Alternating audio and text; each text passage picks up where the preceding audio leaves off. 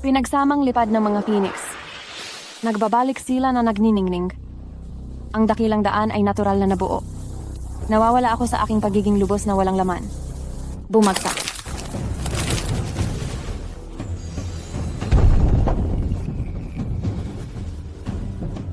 Sa wakas, nakalabas na rin ako.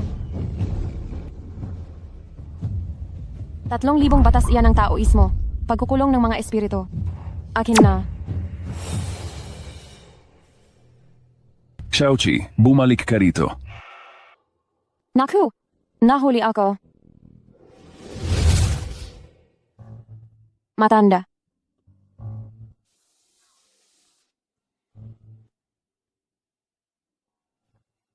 Cheng Xiaoqi. Ano bang itinuro ko sa iyo? Kapag nag-insayo ka, dapat mong pangalagaan ang mga halaman at damo. Pero ikaw, ang galing mo. Sinabugan mo ang buong bundok. Paano ako ngayon? Makikipag. Usap sa Diyos ng bundok.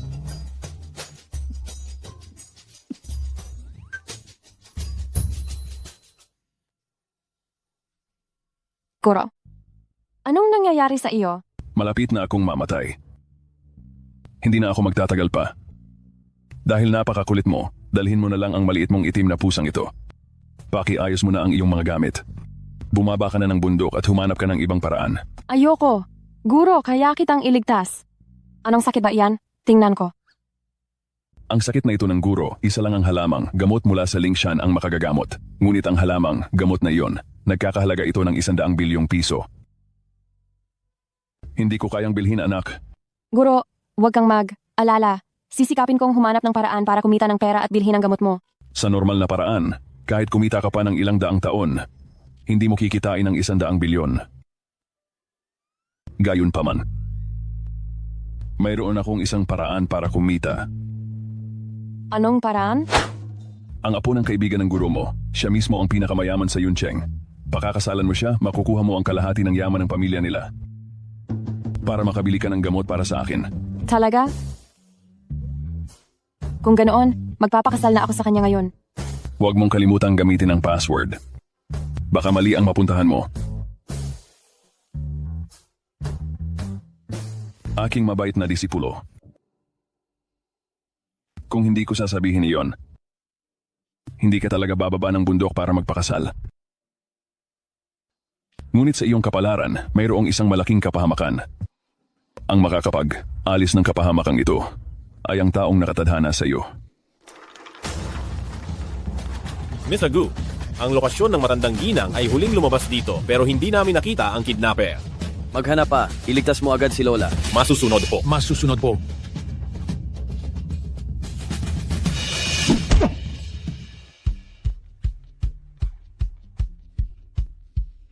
Mahal kong munting apo, gusto mo ba ng pink na sako? O mas gusto mo ang ordinaryong sako? Ay, hindi mo pala gusto ang pink. Kung ganoon, gamitin natin ang ordinaryong sako. Si Dynamic Lola. Sino si Dynamic Lola? Dumating na ang aking apo sa tuhod.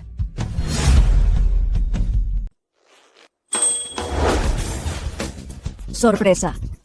Lola, hindi ba kinidnap ka? Anong kinidnap?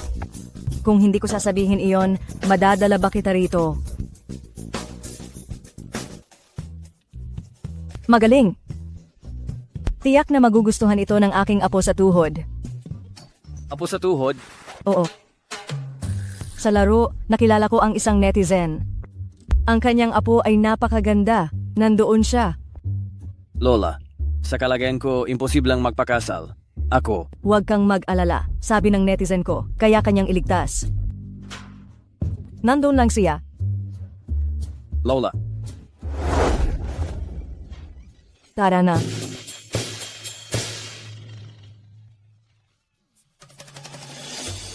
Iyong matandang iyon.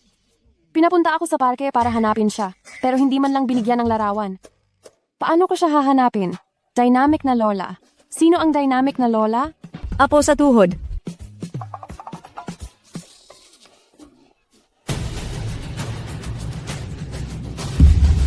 Aking mahal na apo.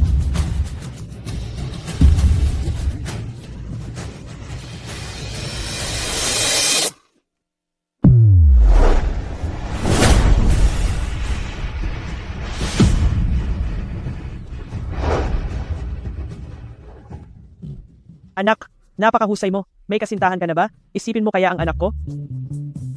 Umalis ka. Maikli ang binti ng anak mo at maliit ang puwit. Mukhang hindi maganda ang pagdadala ng anak. Tingnan mo ang apo ko. Ang apo ko ay may magandang katawan. Isang bodybuilder na may 8-pack abs. Hindi magaling ang apo mo. Tingnan mo na lang ang anak ko. Tingnan mo ang apo ko. Ang anak ko. Ang anak ko. Ang anak ko! Ang anak ko! Hala kayo! Kayo! Huwag muna kayong magmadali. Ako muna ang magbibigay ng code. Bashan Shushui, ang nakalulungkot na lugar. Ano ang susunod na linya? Baby, can you kiss me? Tama ka. Ikaw nga ang dynamic lola? Ikaw naman ang apo na naglalaro ng video game gamit ang saklay sa edad na 89.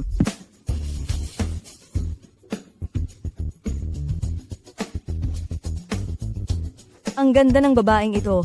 Mas maganda ka pa kaysa sa litratong pinadala ng lolo mo. Ay, hindi po, hindi po. Ito ang apo ko. May sorpresa sa pagbubukas.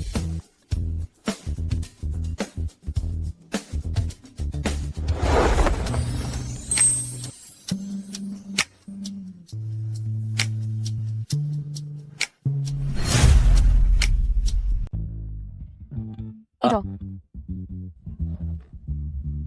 Hello. Ki, ang apo kong ito, maliban sa pilay at mahina. Ang tangkad, uugali, at utak niya ay lahat kahanga-hanga. Napakalampa naman nito. Kailangan ko pang pag-isipan ng mabuti. Hindi pa tapos magsalita si Lola. Kapag nagpakasal ka sa pamilya namin, si Lola ay bawat linggo ay magbibigay ng 5 milyong piso para sa iyo bilang baon. 5 milyon! Tama nga ang sabi ng aking guro. Dito nga talaga ako makakakuha ng malaking pera. Lola! Mula ngayon, ikaw na ang aking tunay na lola. Isa na namang babaeng ginto ang habol. Dahil pareho na kayong pumapayag, si Lola ay hindi na makikialam sa inyong dalawa. Hindi ako pumapayag. Ako. Key, sa kabilang kalsada lang ang registry office. Isang kanto lang at nandoon na. Dalhin mo si Aye para magparehistro. Si Lola ay maglalaro na ng King's Glory. Sipo, Lola. Paalam po, Lola. Lola, ako. Hawakan mo ito para sa akin. Ikaw na maliit na bagay ka. Mukhang kakaiba ka pala. Padaanin mo ako. Anong ginagawa mo? Hoy! Anong ginagawa mo? Magpaparehistro tayo. Huwag na huwag ka nang umasa pa. Itinago ko na ang family registration book. Hindi tayo makakapagpakasal. Ay naku. Young Master, matagal nang wala ang dinastiyang Qing. Ngayon, hindi na kailangan ang birth certificate sa pagpapakasal. Ako, hindi ako makalakad ng maayos. Ang pagpapakasal sa akin ay paraan lang, para saktan ka. Oh, tama. Kung ganoon, bakit hindi ka pa tumitigil? Hindi tayo magkakaroon ng pag-ibig. Hoy. Ano ba naman ang pag-ibig kumpara sa pera? Young man, hindi ka kasing yaman ng lola mo. Kaya sumunod ka na lang ng maayos.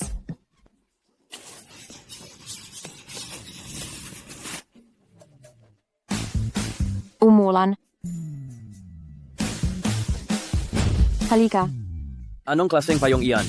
Ang laki at ang pangit. Hindi mo ba gusto? Anong klaseng panlasa mayroon ka?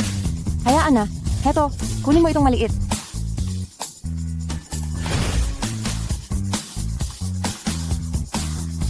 Ikaw si Cheng Xiaoqi, hindi ba? Mm. Hindi ko alam kung anong. Ginamit mong paraan para dayain ang lola. Pero itong pagiging asawa ko, hindi ko yan tatanggapin. Hindi mo man aminin. Ayos lang. Ang batas ang aamin. Batas. Alam mo ba kung ano ang batas?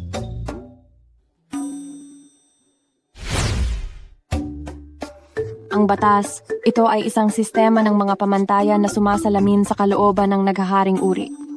Tinutukoy ng partikular na material na kalagayan ng pamumuhay sa lipunan. Huwag mong ilapit sa akin ang libro. Alam ko kung ano ang batas. Alam mo pala, akala ko ignorante ka sa batas. Hay nako, sa ngayon mayroon na tayong sertipiko kaya ako na ang magiging asawa mo.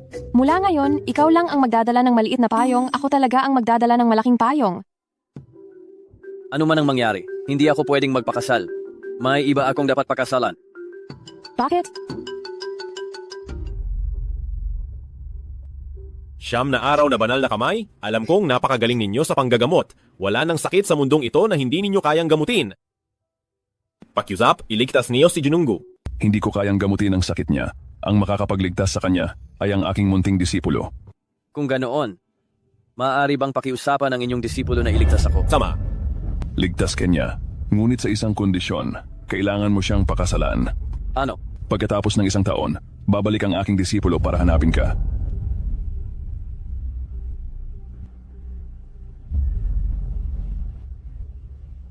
Ito ang spiritual pill na magpapanatili ng iyong buhay. Magpapalawig ito ng buhay mo sa loob ng isang taon. Kung gusto mo pang mabuhay pagkatapos ng isang taon, magpakasal ka sa aking disipulo. Hoy, hoy. Bakit ka nakatunganga? Sabihin mo, bakit kailangan mong pakasalan ng ibang tao? Hindi mo na kailangang malaman kung bakit. Ang kailangan mo lang malaman, ako ay nalason at mamamatay ako sa loob ng 2 buwan. Wala kang mapapala sa pagpapakasal sa akin. Mayroon bang ganoong kabutihan?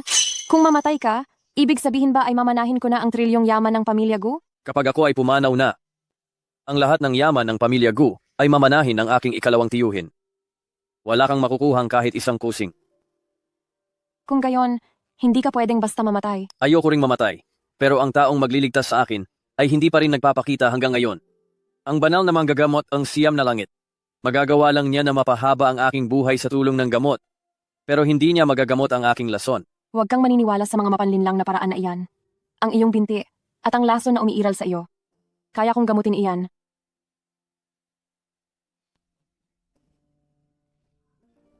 Ang bigat ng payong. Salamat. Kaya mong gamutin. Maari mo itong gamutin. Tigilan mo na. May lisensiya ka ba sa panggagamot? Ano bang ibig mong sabihin? Minamaliit mo ako, di ba? Pero ako ay. Presidente Gu, Presidente Gu. Presidente Gu. Paumanhin po, kasalanan ko na nagpabaya ako, kaya kakinuha ng matandang ginang. Ayos lang po ba kayo? Ay, ayos lang siya. Nakakakain pa nga siya ng liumay. Sino ka? Ako ang asawa niya.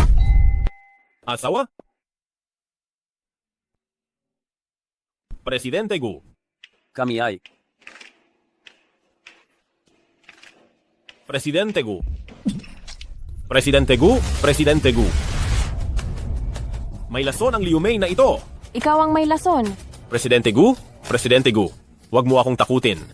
Presidente Gu, Presidente Gu, gumising na po kayo. Presidente Gu, Tigilan mo na ang pag-iyak. Huwag kang mag-alala, nandito ako. Hindi siya mamamatay. Hahayaan kong gumalaw ang hangin at ulap. Gagawin kong kumulog ang siyam na langit. Paaalisin ko ang kasamaan at papatayin ng mga demonyo.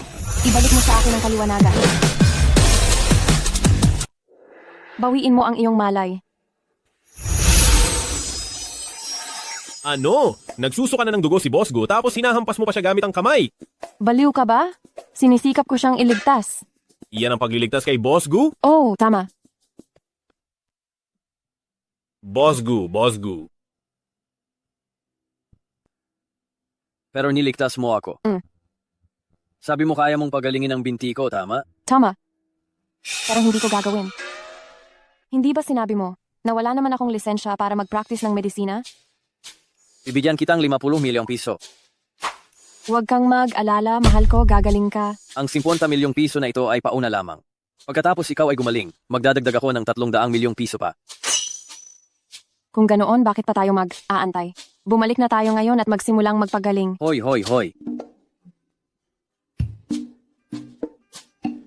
Lola, Lola. Hahaha, Lola. Maligayang pagdating sa bahay, aming prinsesa. Xiaoqi, nakapagpakazaw na ba kayo? Opo, Kami ay nakasal na. Oh, ha. Xiaoqi. Simula ngayon, ikaw na ang opisyal na manugang ng pamilya Gu. Ha, itong mga ito, tingnan mo. Regalo ito sa iyo ni Lola bilang pasalubong. Ang ganda, di ba? Ha. Wow, grab. Ito, para sa iyo lahat. Gusto mo ba? Siyempre namang gusto ko. Lola, ang ganda talaga. May mas maganda pa si Lola. Pagkatapos gumaling ang binti ni She, ikaw at si Siye ay magkaroon ng anak. Ang tseke na 100 bilyon, mapapasa iyo na. Ano, payag ka ba? Siyempre, payag na payag. Ngunit Ano? sabi ng senior sister ko, ang lalaki ay dapat na malakas, malusog ang baywang, upang madaling makapag-anak. Ang asawa ko, siya, mukhang mahina. Huwag kang mag-alala dyan. Si Shieko, mukhang payat. Pero kapag nagtanggal siya ng damit, may double door at 8 abs, napaka-astig. Talaga? Oo? Zika. Lola, puntahan na natin siya para gamutin. Tara na. Hoy, hoy, hoy! Osgo. Lola, dito. Anong alam mo? Ang mga babae kasi, dapat mas maganda kung maging aktibo.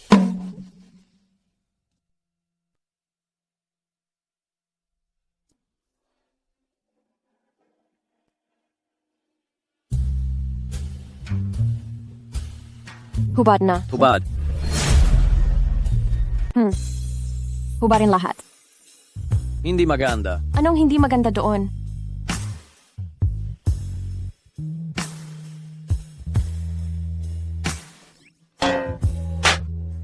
Anong ginagawa mo? Hubarin mo yan. Gagamutin binti. Kailangan hubarin lahat. Si Lola kanina lang. Ano ang sinabi sa iyo?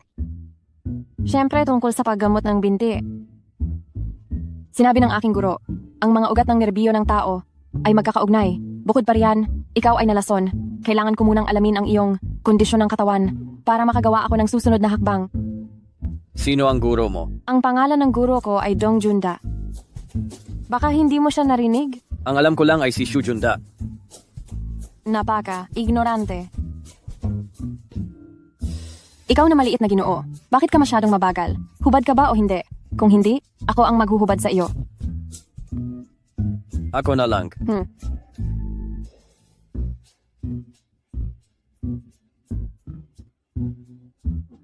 Ang bagal? Ako na? Wow! Hindi talaga ako niloko ni Lola. Okay Isang na ba? magandang katawan para magpalaki ng anak. Okay na, okay na. Masakit ba dito? Hindi masakit. Dito? Hindi masakit. Kung gayon. Dito? Walang pakiramdam.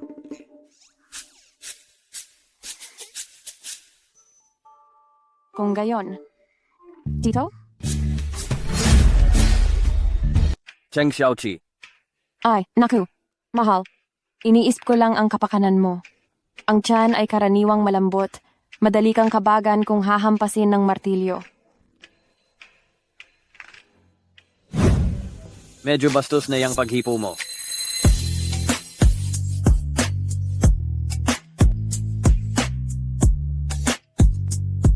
Sino bang humihipo? Sige na.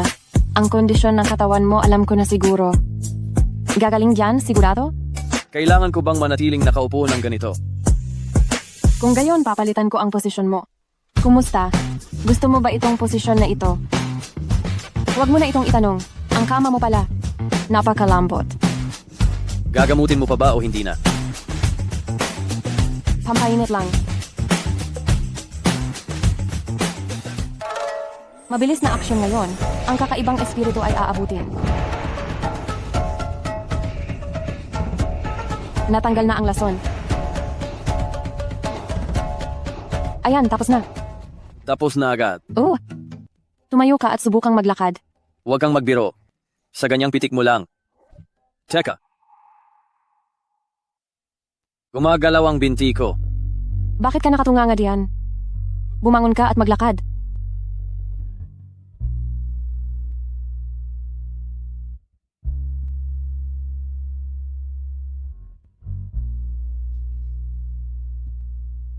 Nakakatayo ako. Talagang nakakatayo na ako. Garantiya yan. Kahit kailan ay hindi ako nagmamalaki. Ako si Cheng Xiaoqi. Pero, ngayong gumaling na ang binti mo, hindi pa dapat ay gawin na natin ang dapat gawin? Mahal, Anong dapat gawin? Ang dapat gawin ay magkaanak. Ang seryosong bagay ay ang magkaanak. Hala, magkaanak? Oo nga. Tara na, honey. Binabalaan kita. Huwag kang magloko. Kung hindi, ako ang...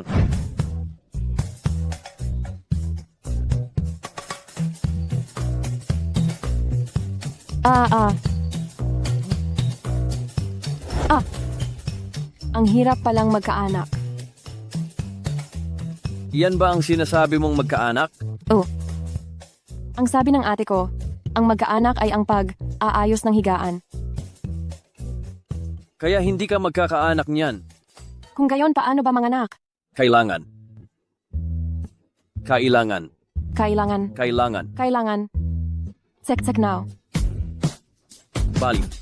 Ikaw ang baliw, ikaw talaga ang baliw, ikaw ang baliw. Maliban sa lola mo, lahat ay baliw. Wala kang puso. Sinigawan pa ako. Kung alam ko lang, hindi ko na sana ginamot ang binti mo. Unya. Talaga siyang nagpagaling sa akin. Sino ba talaga siya? Sabi ng kaibigan ko online na ang apo niya ay makapagliligtas sa iyong buhay. Huwag kang maniwala sa mga kalokohang iyan. Ang binti mo, ang lason na nasa iyo. Ako ang makagagamot. Ang sakit niya, hindi ko kayang gamutin. Ang makakaligtas lamang sa kanya ay ang aking munting disipulo lamang. Huwag mo ngang sabihin. Siya ba ang disipulo ni Jutian Shensho? Ang disipulo? Cheng Xiaoqi, Ano ba? huwag ka nang magalit. May gusto akong itanong sa iyo. Ayaw ko sagutin. 5 milyong piso. Oh, si po, mahal. Ano po yun? Ano ang relasyon mo kay Nine Heavens Divine Hand? Nine Heavens Divine Hand? Ano ba yun? Katatak ng boneless chicken feet? Alam mo ba kung ano ang ginagawa ng guro mo? Hindi ba may guro ka? Ang guro ko? Guro, napakasarap ng pakwan na tinanim mo. Mayroon pa ba? Ay, syempre naman. Ang pagtatanim ng pakwan na ito, talaga, ay isang kasanayan na sadyang pinag-aralan ng guro. Sige, ito lang ang kakainin mo ngayon, ha? Sino sila? Sila si Tito Niu, Tito Lang at Tito Hu. Lahat sila ay mababait na tao na tumutulong sa atin sa trabaho. Napakagaling mo, guro. Ang guro ko ay isang magsasaka ng pakwan. Napakasarap ng mga pakwan na tinatanim niya. Ah, ganun pala. Oo nga. Ano bang iniisip ko? Paano mangyayari na nagkataon lang yun? Si Xiaoqi, China. Aba. Aray.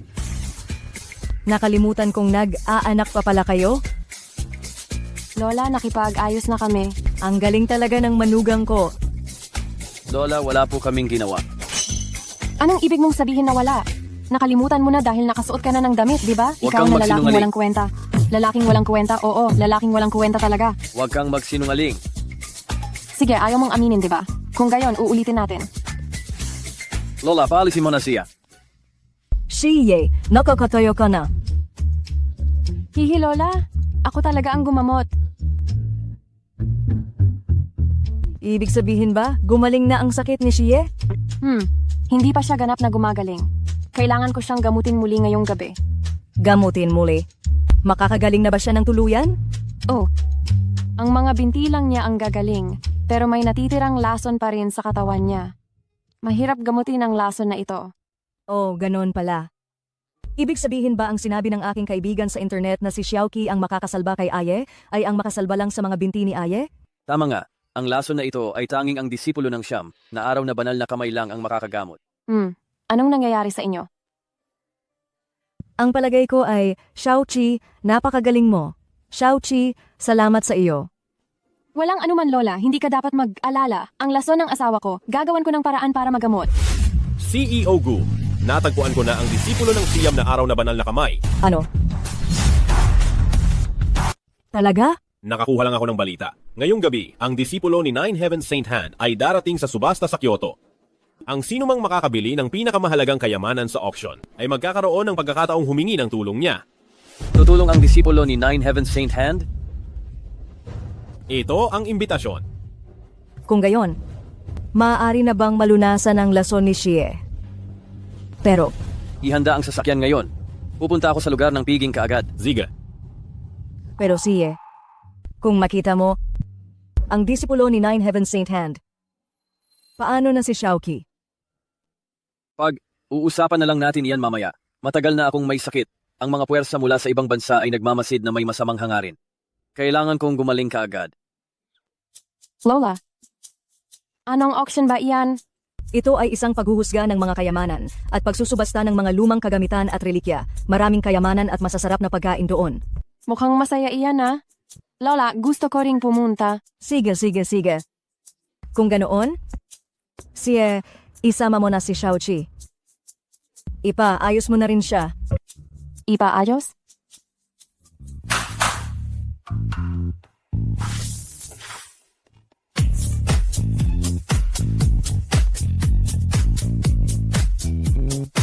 Wow. Kung talagang makikita ko ang disipulo ni Nine Heaven Saint Hand, ang pagkakasalan siya, ay makapagliligtas ng buhay ko. Pero kazaw na kami ni Sheng Xiaoqi. Hayaan na. Uusapan na lang iyan mamaya. Mahal.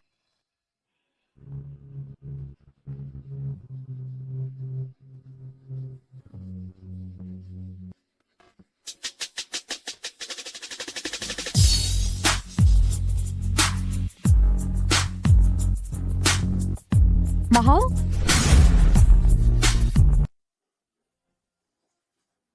Maganda ba ako? Napakaganda.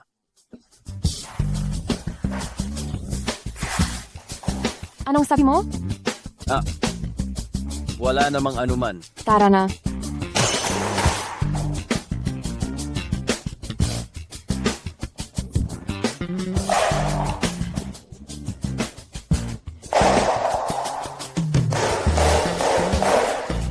Heto na. Ano ang hinihintay mo? Tara na. Ay naku. Hindi ko alam kung kumusta na ang buhay ni Xiaoqi pagkatapos niyang bumaba ng bundok.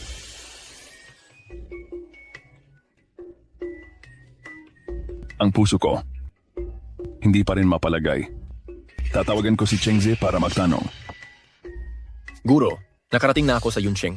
Pero may auction ngayong gabi, may mga mahalagang kayamanan na lalabas. Kailangan kong pumunta. Pagkatapos, hahanapin ko na si Xiaoqi. Ay, mabuti. Huwag mong kalilimutan yan. Opo, huwag kang mag-alala.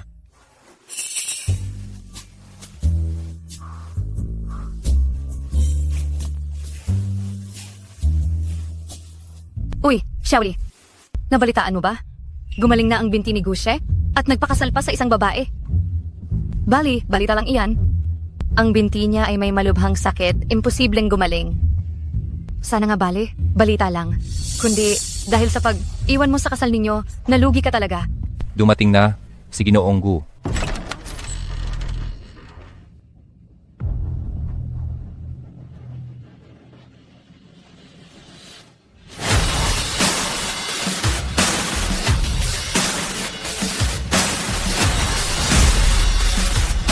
Xiaoli, nakita mo ba? Gumaling na talaga ang binti ni Gushe. Yung babae sa tabi niya. Baka asawa na niya. Impossible. Wow! Hindi ako niloloko ni Lola. Ang daming masarap na pagkain dito. Mahal, gusto mo bang tikman? Kuya Xie. Kuya Xie, matagal na tayong hindi nagkita. Gumaling pala ang binti mo. Bakit hindi mo man lang sinabi sa akin? Umalis ka. Anong ginagawa mo? Bakit mo tinulak si Xiaoli? Anong ginagawa ko? Asawa ko ito. Niyayakap niya ang asawa ko tapos hindi ko siya itutulak? Kuya Xie, napagkamaldita ng asawa mo. Kasalanan ko rin talaga. Hindi ko naingatan ang hangganan ng pakikipag-ugnayan natin. Inakala ko na pwede pa rin tayong maging tulad ng dati. Kuya She, napakamaldita mo. Inakala ko na pwede pa rin tayong maging tulad ng dati. Kung alam mong wala ng hangganan, dapat alam mo ang iyong lugar. Huwag kang lumapit. Mr. Gu, anong ibig mong sabihin? Kahit na nakansela na ang kasal ninyo ni Xiaoli, hindi mo kailangang magparaya sa sarili. At magpakasal sa isang dukha na ganyan, hindi ba? Sino ang tinatawag mong dukha? Ikaw, siyempre. Gagawin mo akong saktan? Naglakas, loob kang saktan ako? Sabi ng senior sister ko, sa taong tulad mo na napakabastos magsalita, dapat kang turuan ng leksyon para hindi mo na ulitin ang masasamang salita. Gusto mo ring maranasan? Malaking baboy. Kuya Sia. Ang bastos niya. Ang pamilyang Go ay seryoso sa wastong uugali. Bakit ka magpapakasal sa ganyang klaseng babae? Ayon sa patakaran ng pamilyang Gu, bawal manakit ng tao. Pero ang manakit ng aso ay walang problema. Sino ang tinatawag mong aso? Siyempre, kung sino ang nag-react, siya ang sinasabi ko. Hayop ka. Kuya Sia. Mortal na green tea. Naglakas. Loob ka pa rin magreklamo? Patay ka sa akin, patay ka sa akin. Patay ka. Sa. Akin ang ikamamatay mo. Tapos na? Matapos kong saktan sila, hindi mo na ako pwedeng saktan. Anong sabi mo? Wala lang. Sabi ko, salamat sa iyong pagod. Tayo na at kumain muna. Ziga. Tara.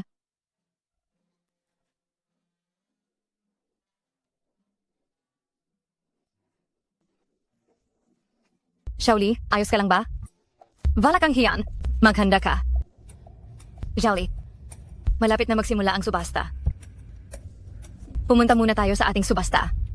Tungkol naman sa walang hiyang iyon, mamaya na natin siya isasaayos.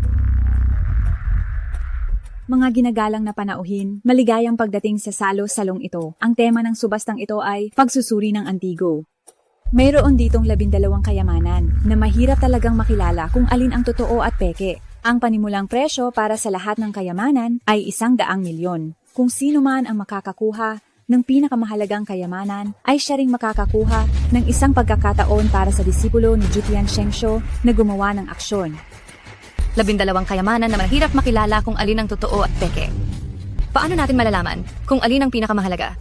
Kailangan nating malaman ang disipulo ni Jutian Shengsho. Balita ko ay mas mahusay pa sa mismong Jutian Shengsho. Ang kanyang kasanayan sa medisina ay tunay na hanga, at nakakabuhay ng patay at nakakapagpagaling ng kalansay. Huwag mong kalimutan, ang kasama ko rito ay ang pinuno ng Tiangquan Antique Appraisal Pavilion. Miss Jiang, gagawin ko ang aking makakaya. Ay mahal, paano natin ito isasubasta? Batay sa swerte ang pagbili. Ha? Paano kung hindi natin mabibili? Kaya kailangan bilhin lahat. Lahat? Ngayon ay sisimulan na ang auction para sa unang item ngayong araw. Ang larawan ng nag-iisang gansa sa takip silim. Ang panimulang presyo ay 1 bilyon. Ang bawat dagdag na presyo ay hindi dapat bababa sa 100 milyon. Ang larawan ng nag-iisang gansa sa takip silim. Gawa ito ni Tang Bohu ng dinastiyang Ming. Kung ito ay isang orihinal, hindi na matataya ang presyo nito. Tingnan niyo ang matataas na bundok. Ang mga pavilyon na nagmumukhang natutunaw sa tubig. Ang sinag ng hapon na sumasalamin sa buong paligid. Kamangha-mangha. Ang pintura na ito ay tunay na totoo. 1 bilyon at 100 milyon. 1 bilyon at 200 milyon. Mahal. Mayroon bang espesyal na tuntunin sa mga item na ito? Ano ang itinuturing na pinakamahalaga? Kung mas luma, kung gawa ito ng isang sikat na tao, lalo na kung aari ito ng maharlika. O kaya ay mas matanda pa, isang buong antigo. Mas magiging mahalaga iyon. Ziga mahal. Lahat ng bagay ay may espiritu. Walang nakakahigit sa kataas. Taas ang Panginoon. Bulaang sirain. Ang mga mata ng batas ay nasa akin. Ang espiritual na enerhiya ng pagpapala ng dibuhong ito ay halos umaapaw na. Ito ay isang talagang mahalagang kayamanan. 20 bilyon. May magdaagdag pa ba ang presyo? 20 bilyon minsanan.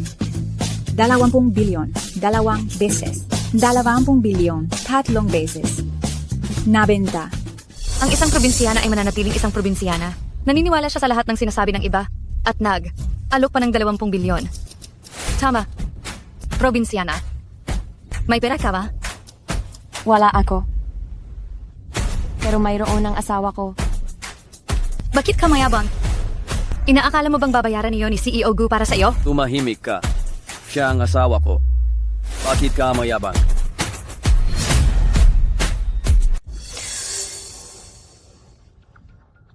Hindi iyon ang ibig sabihin ni Qiao Yun. Kuya Siye, huwag kang magalit.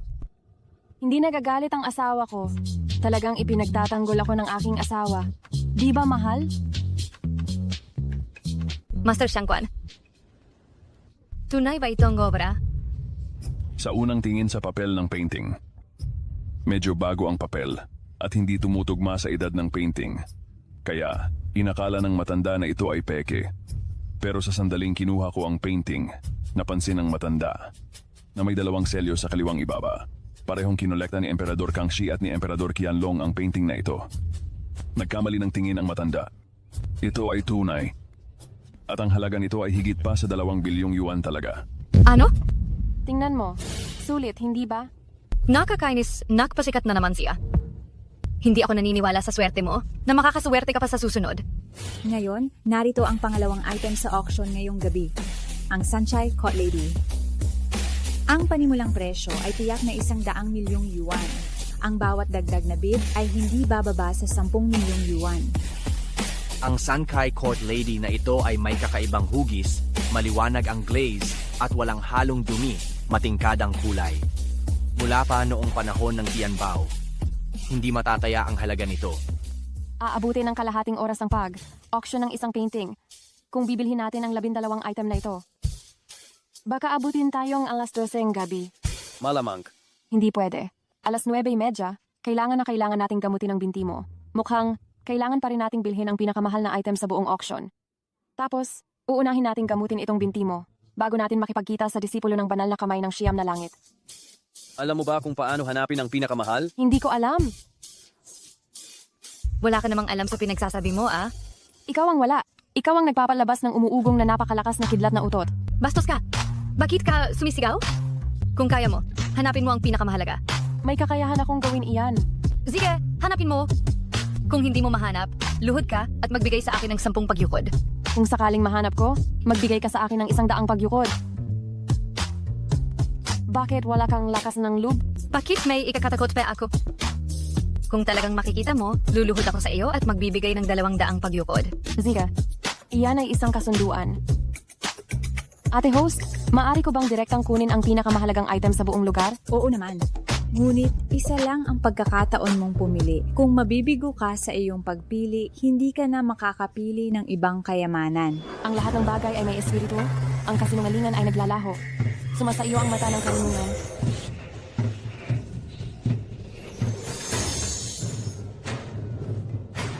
Ang pinakamahalagang bagay ay nasa loob ng ulo ng leon na batong inukit.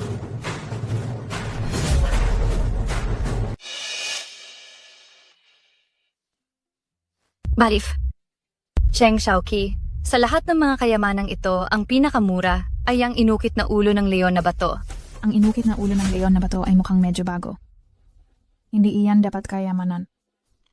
Bahala kayo kung ayaw niyong maniwala. Hindi naman pera ninyo ang ginagastos.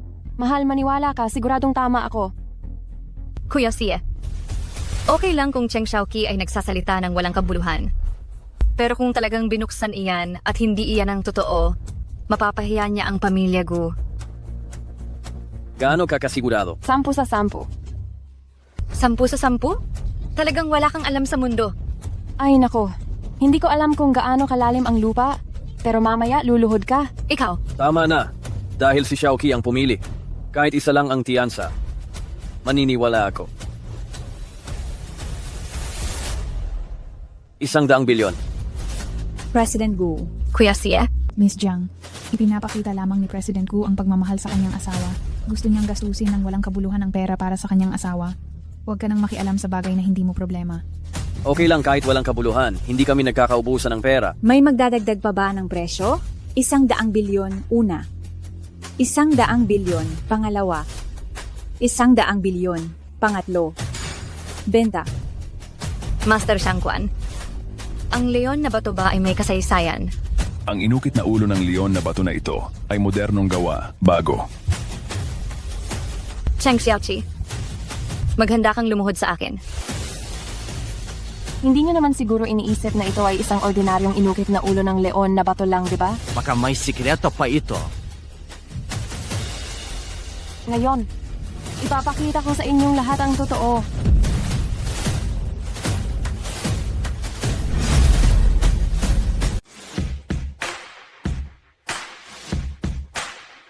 Ano?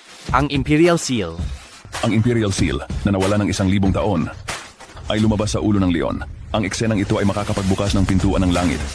Walang anuman sa mundo ang makakapareha nito. Impossible. 200 pagyuko. Luho na. Paano mo nahanap? Nandaya ka. Hindi ako naniniwala. Bahala ka kung maniniwala ka o hindi. Luluhod ka ba o hindi? Hindi ako naniniwala. Hindi ako luluhod sa iyo. Gusto mong tumakas? Tigil.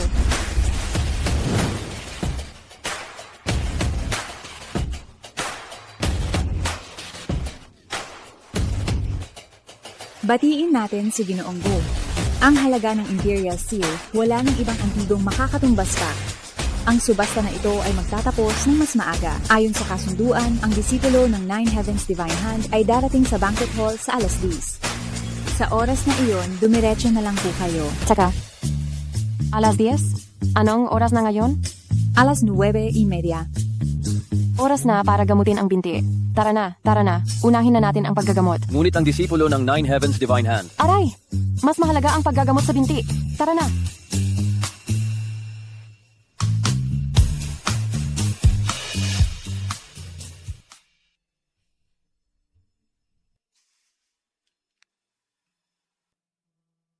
Kakaiba.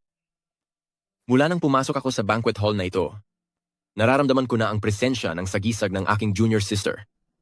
Ngayon lalo itong lumalakas. Maaari kaya, nasa banquet hall din ang aking junior sister? Ito.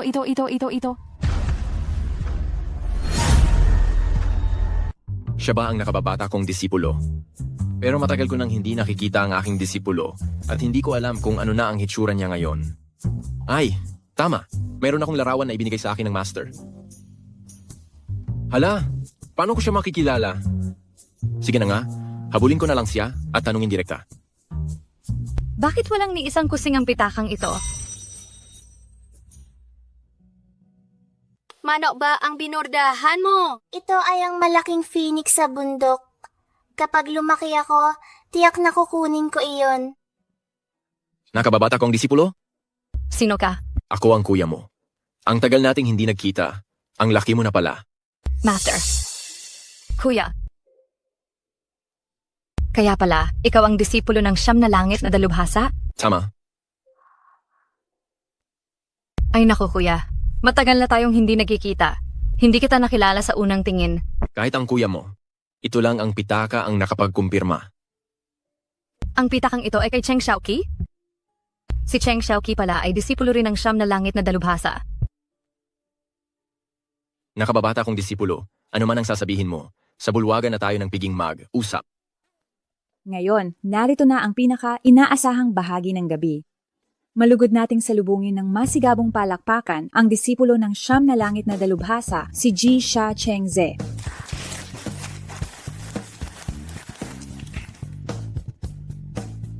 Ang disipulo ng siyam na langit na dalubhasa ay isa palang lalaki. Ang alagad ni siyam na araw na banal na kamay. Lalaki siya. Ito. Kahit pa kaya niyang iligtas ang buhay ni Presidente Gu, hindi pa rin siya tatanggapin ni Presidente Gu. Kaya, sino ang nakabili ng pinakamahal na bagay na ipinagbili? Si Ginoong Gu, Gushe, pero umalis siya kaagad dahil may biglaan siyang lakad. Nandito ang kanyang assistant. Assistant Wong.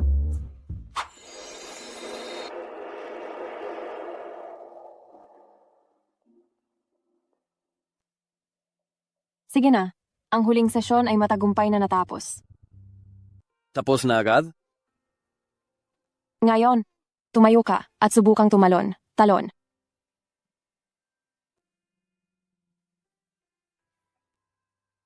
Tumalon ka.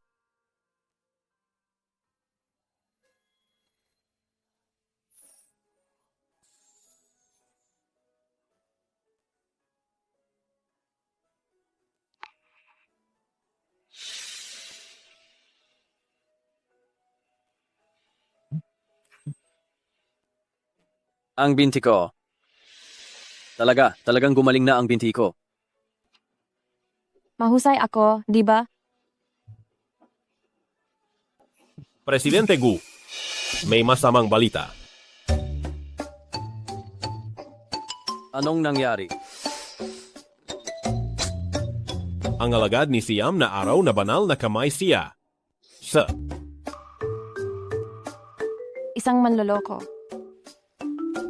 hindi naman manloloko, pero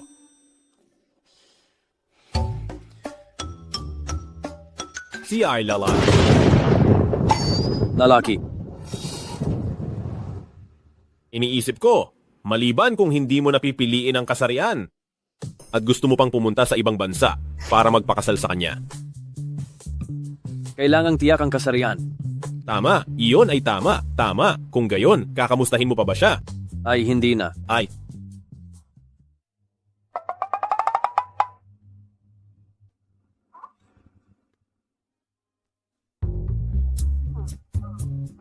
Sino pa ang pakakasalan at pagpaparehistrohan mo?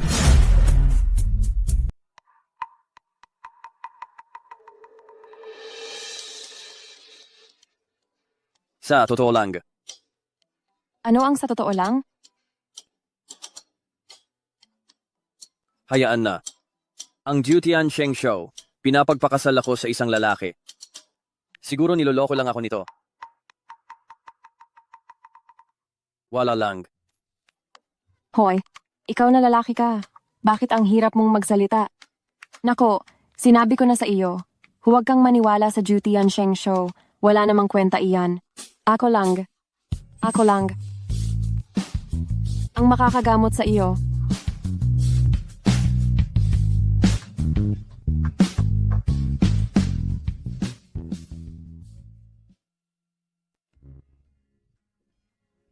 Lola, aalis na po muna ako papuntang kumpanya. Sige. Paalam. Simula nang ikasal si Xiaoqi, ang ugali ni Aye ay gumaan na ng kaunti. Xiaoqi, tunay kang biyaya sa pamilya namin.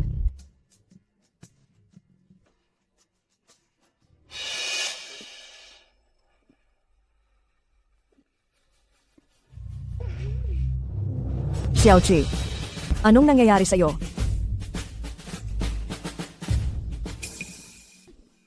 Xiaoqi, wag mong sabihin na ikaw ay buntis? Pantes?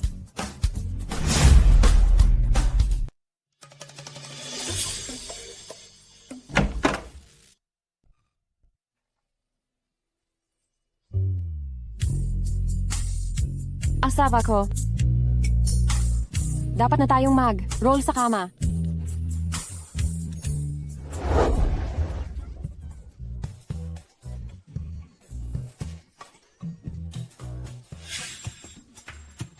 Mataas ang posibilidad. Gabi kaming. Nagsasama sa kama. Kung ganoon, tama iyon. Siguradong buntis ka na. Talaga? Kaya ano ang premyo ko? Madali iyan, madaling pag-usapan. Kahit gaano karami ang gusto mo, ibibigay ng lola.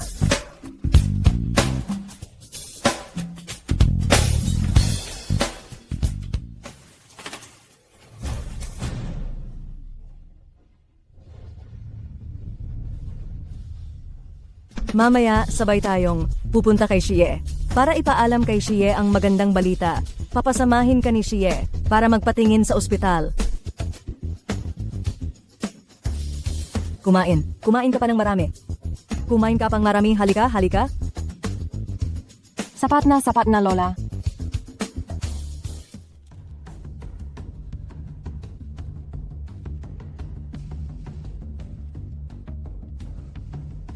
Maliit na junior sister.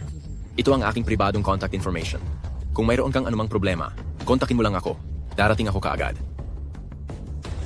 Hindi ako naniniwala na may ganitong pagkatao.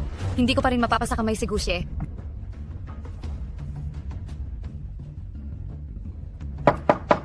Kuya Xie. Xie. Anong ginagawa mo rito? Xie, nabalitaan kong gumalik ka na sa trabaho, kaya nagluto ako ng sopas para sa iyo upang mapalakas ka. Huwag na. Guardia, ihatid ninyo na si Binibining Jiang pabalik. Sige, huwag ka namang ganyan. Alam kong nagagalit ka pa rin sa akin. Pero noon, pinilit ako ng mga magulang kong kanselahin ang kasal. Hindi iyon ang gusto ko. Wala nang saysay na sabihin pa iyan ngayon. May asawa na ako. Pero hindi siya ang taong makapagliligtas ng buhay mo. Ano ang ibig mong sabihin diyan? Sa totoo lang, ako talaga. Mahal, buntis ako. Buntis? Sa ganyan mong kabaliw-baliwan, mabibigla ka at makukunan ka ring balang araw. Hindi yata maganda ang dating ko. Kung alam ko lang na nandito siya. Hindi na sana ako dumating.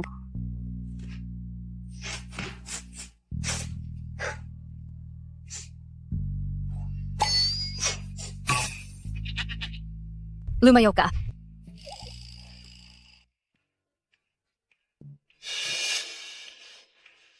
Bakit nandiyan din siya? Nakakabat trip. Lola, ano ang ibig sabihin ng sinabi ni Xiaoqi na siya ay buntis? Si Xiaoqi, kaninang umaga pa siya nagsusuka. Sa tingin ko, nagdadalang. Tao na siya. Samahan mo siya sa ospital. Magpakonsulta. Lola, wala kaming ginawang ganyan. Siya lang ay... Siya lang ay ano? Baiting ka ba? Bakit hindi ako pwede? Siya ang may problema. Ay naku, halika. Ang sinabi ni Xiaoqi na gumulong sa kama. Ang totoo, yakap lang niya ako habang kami ay gumugulong sa kama. Kung ganun, bakit hindi mo pabilisan ang kilos mo? Hindi naiintindihan ni Xiaoqi. Pati ikaw, hindi mo rin ba naiintindihan talaga? Pinakaba mo lang si Lola. Lola, ako ay nalason ng matindi sa katawan. Hanggat hindi pa sigurado kung mabubuhay pa ako. Hindi ko muna isasaalang, alang ang pagkakaroon ng anak. Ay nako, sinabi ko na sa iyo. Kaya kong gamutin ang lason mo. Kuya, sige. Sa totoo lang, ako ang disipulo ng siyam na langit na banal na kamay. Ano? Ikaw ang disipulo ng siyam na langit na banal na kamay? Baka nagbibiro ka lang. Kilala ko na ang pamilya Jiang sa loob ng maraming taon. Pero kailanman, hindi ko pa narinig na mayroon kang ganyang pinagmulan. Bukod pa rito, ang disipulo ng siyam na langit na banal na kamay, hindi ba lalaki iyon? Iyon ang aking senior martial brother. Lola, ang nangyari noon, talagang mali ang ginawa ng pamilya Jiang. Ngunit tungkol sa mahalagang bagay na ito, wala akong dahilan para lokohin kayo. At saka, ngayon ko lang din nalaman na ako pala ang itinakdang tao na makakapagligtas kay Kuya She.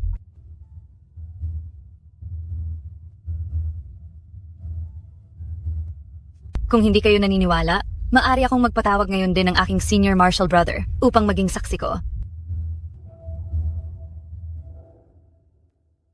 Hindi ko inasahan na pagkatapos kong bumaba sa bundok, nakita ko talaga ang junior martial sister ko. Ano ang sinabi ng batang iyon? Sinabi niya, pagkatapos bumaba, nakasanayan na niya ang buhay at maayos ang kanyang pamumuhay. Sinabi rin niya na kapag naging matatag na ang buhay sa kapatagan at nakaipon na ng pera, susunduin niya raw kayo, Master, para magpahinga. Sigurado ka bang siya ang nagsabi niyan? Oo, tama siya. Hindi dapat ganyan Ang batang babaeng yan. Alam lang ay kumain at uminom araw-araw. Ang pinakamalaking konsensiya niya ay mag-ipon ng pera para bilhan ako ng gamot. Kailan niya masasabi na sunduin ako para mag-enjoy? Hindi ka kaya nagkamali ng tao? Impossible. Kilala ko ang pitaka ng nakababatang kapatid ko. Naku, Xiaoqi, kung bigla siyang maging masunurin, ibig sabihin, sa pamilyang Gu, hindi siya masaya, hindi maaari, kailangan ko siyang puntahan. Uy, Guro. Tawag ng nakababatang kapatid ko. Sagutin mo iyan. Hello, kapatid. Kuya, nagka-problema ako sa Gu Group. Nakaranas ako ng ilang problema. Pwede ka bang pumunta ngayon? Sige, hintayin mo ako. Guro, parang ang nakababatang kapatid ko. Talaga yatang, nagka-problema. Pupunta ako para tingnan. Sasama ang guro sa iyo. Sige.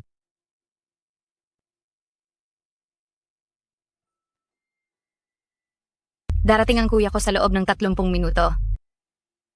Tes, nagsasalita ng may matinding katwiran. Kahit na totoo na ikaw, ang disipulo ni Jutian Shengsho, ano naman ngayon? Maaari kong iligtas ang buhay ni Kuya She. Sa tingin mo, si Kuya She, ikaw bang wala na? O ako ang pipiliin niya?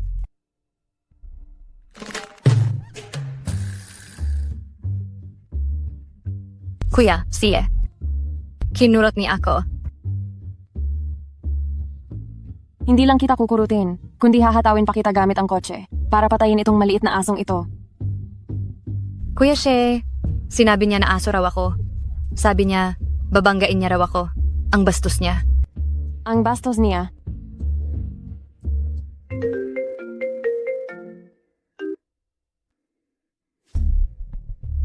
Uy, kuya. Oo, nasa. Ang pinakadulong opisina sa ika-6 na palapag ng presidente. Lola! Kuya siya. Nasa ibaba na ng gusali ang kuya ko. Paparating na siya agad.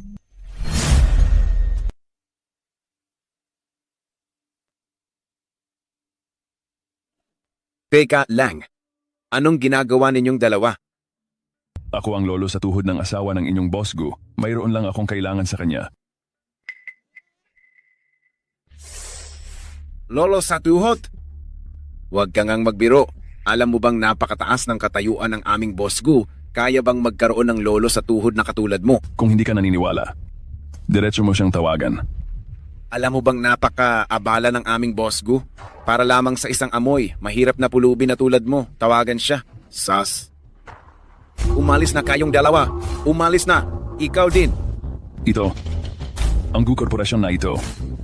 Maging ang isang guwardiya ay mapanghusga sa mahihirap. Paano pa kaya ang pakikitungo nila kay Xiaoqi? Ikaw na pulubing amoy. Mahirap ka. Ano pa ang ginagawa mo rito? Tigle. Tawagin mo bang pulubing amoy? Mahirap ang aking guro? Ito ang tunay na pulubing amoy. Mahirap. Alam mo ba? Guro, tara na.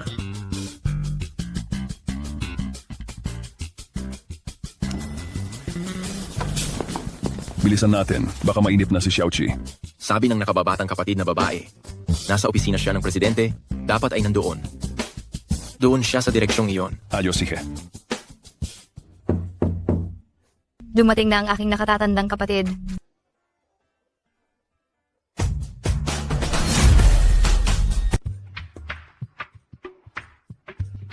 Nakababatang kapatid. Kuya, sa wakas dumating ka na. Hindi lang ako ang dumating. Nandito rin si tatay. Si tatay? Nasaan siya? Wala si tatay. Si tatay. Ayos lang. Tatawagan ko siya. Kuya, si tatay o hindi si tatay, mamaya na natin iyan pag-usapan talaga. Ngayon, bilisan mo at patunayan mo sa kanila ang pagkatao ko. Babaeng, ito na naman. Bakit sa tuwing nakikita ko siya, pakiramdam ko ay pamilyar siya? Anong patutunayan? Napatunayan na ako ang iyong nakababatang kapatid na disipulo, na ako ang disipulo ni Siyam na langit na kamay. Kailangan pa ba yung patunayan? Talagang ikaw naman talaga, ah? Ano? Kuya siya. Paumanying. Hello? Mabait kong disipulo. Yung guwardiya na pinatigil ko kanina ay tumawag ng pulis at pinilit na sabihin kami ay magnanakaw. Nasa presinto ako ngayon. Kapag natapos mo na ang problema ni Xiaoqi, dalhin mo siya rito sa presinto para maipaliwanag ako. Sige, tatay. Nakababatang kapatid. May problema si tatay? Pumunta muna tayo at hanapin siya. Paumanying? Hindi. Mauna ka, aray. Hey, hindi ko inakala na itong si Jiang Roli ay talagang estudyante ng dakilang manggagamot. She, dahil ganyan, siya lang ang makakapagligtas sa iyo.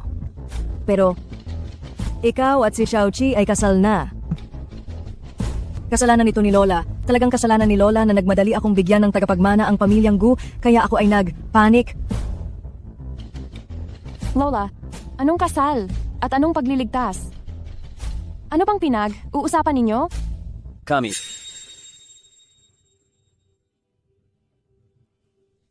Ito ang mahalagang elixir na magliligtas sa iyong buhay at magbibigay sa iyo ng isang taong buhay. Kung gusto mo pang mabuhay pagkatapos ng isang taon, pakasalan mo ang aking estudyante. Wala lang. Bumalik na muna tayo. Lola, umalis na tayo.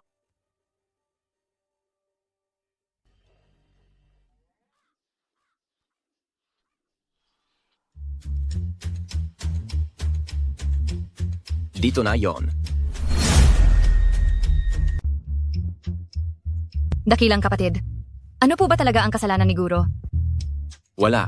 Para lang mailigtas ka, sinapak niya kasi yung gwardiya ng gusali ng Go Group, kaya siya binigyan ng leksyon. Mamaya, kailangan mo siyang ipaliwanag ng maayos sa guro. Tara na. Ay, dakilang kapatid, naalala ko lang, matagal na akong hindi nakatawag kay Guro. Ako. Natatakot ako na magalit siya sa akin.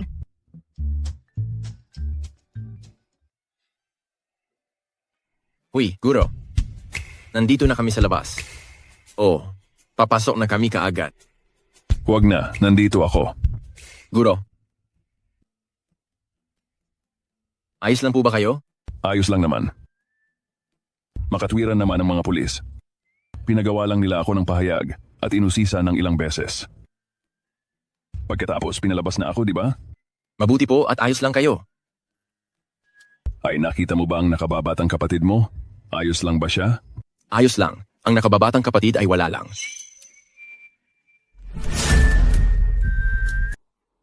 Ay nako, sige na, hayaan na. Itong batang walang utang na loob na ito, sigurado akong naglaro na naman mag-isa. Sina. Dahil walang nangyaring masama sa junior sister mo, ako, bilang iyong master, ay babalik na sa bundok para maglaro ng king. Sa season na ito, hindi pa ako nakakakuha ng rank. Ha ha ha ha. Mabuti na lang, muntik na akong mabisto. So, iyon pala si Jutian Shengsho. Pero ngayon na umalis na si Jutian Shengsho at ang kanyang disipulo, wala nang makakabisto sa aking pagkatao. Gusie, sa aking kalang.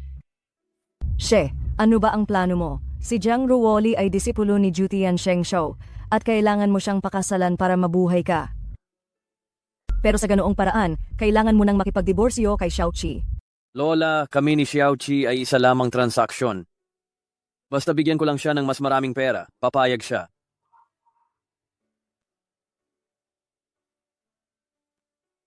Tama ang sinabi mo.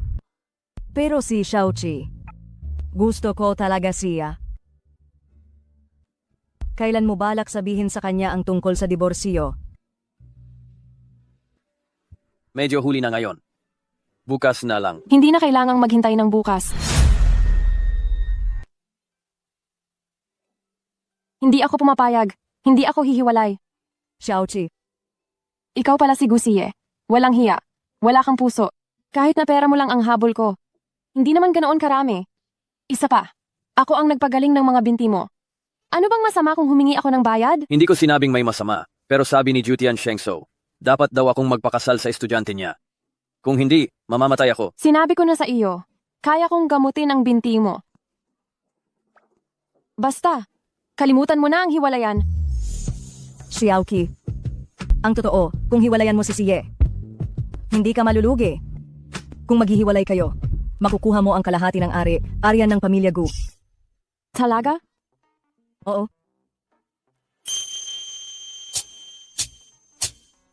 Magkano ba ang kalahating ari-arian? Marami bang pera iyon? Sobrang dami. 900 bilyon iyan. 900 bilyon. Sige po, Lola.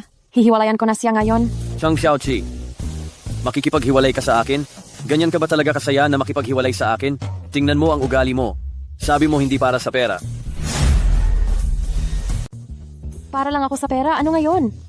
Ika, hindi lang pilay at masama ang ugali, kundi isa ka ring mahinang aso. Maliban sa may pera ka.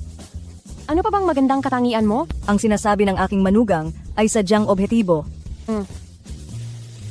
Tara na. Ngayon na tayo magdidiborsyo. Mga Ginoo, ito na ang 23 beses na tinanggihan ang inyong aplikasyon sa diborsyo. Sigurado ba kayong ipagpapatuloy niyo pa ang aplikasyon? Kaya nga, ano ang dahilan ang pagtanggi ngayon? Ang iniharap ninyong dahilan para sa diborsyo ay 4 na salita lang na ayaw na magkasama. Hindi lang 98% ang pagkakatulad, kundi ipinapakita pa nito nang malinaw ang inyong pagwawalang bahala sa diborsyo. Paano ba talaga makakakuha ng diborsyo? Una, gumawa ng 10,000 salita na pagsusuri ng problema sa kasal. Pagkatapos, gagawa pa ng 10,000 salita na pagsusuri ng pagkatao. At sa huli, dagdagan pa ito ng 10,000 salita ng alaala ng magagandang nakaraan. Ang pangkalahatang porsyento ng pagkakapareho ay kailangang nasa loob ng 0.01% lamang para maging pasado. Sobrang mahirap naman yan. Kaya nga, kapag payapa ang pamilya, lahat ay magiging maayos at masagana. Kayong dalawa, nanalampasan ang hirap ng apply ng 23 beses. Ay, siguradong itinadana. Tigilan mo na iyan. Ang diborsyong ito, siguradong makukuha ko, kahit anong mangyari.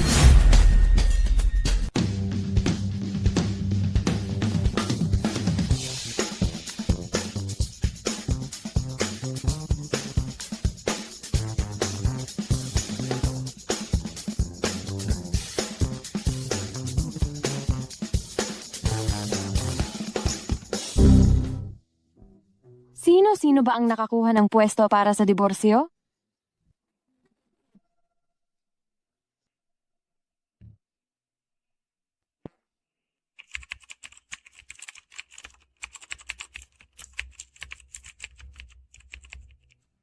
Ang rason sa aplikasyon ng diborsyo na isinumite ninyong dalawa ay may kabuuang 30,000 salita na may check rate na 0.001% at matagumpay na naipasa ang paunang pagsusuri ng sistema.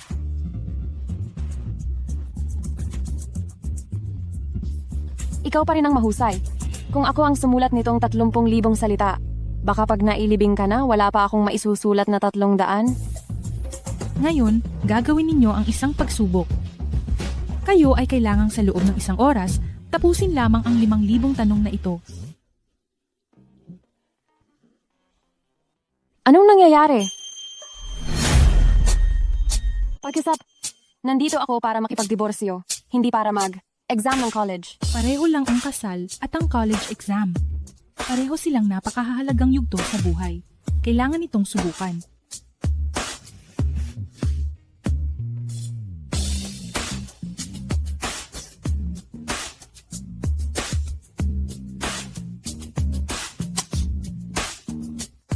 Manggopya tayo.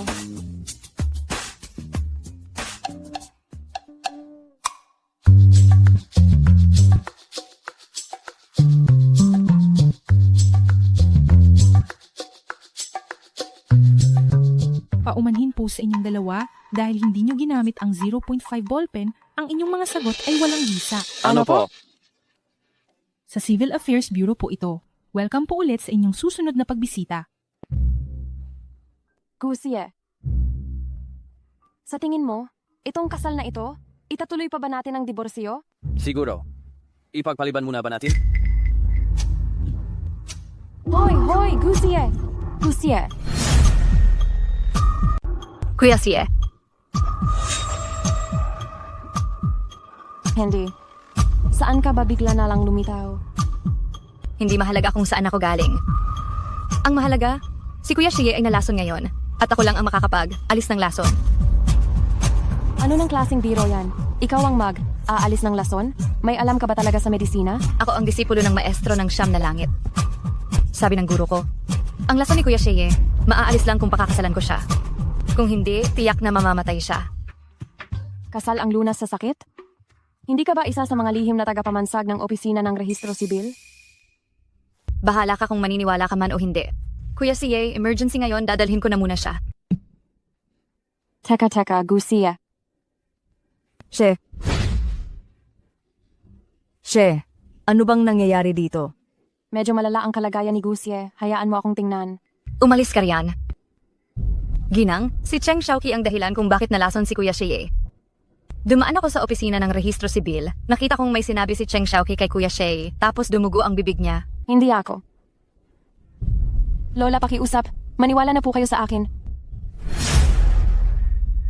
Lola, pakiusap. Maniwala kayo sa akin.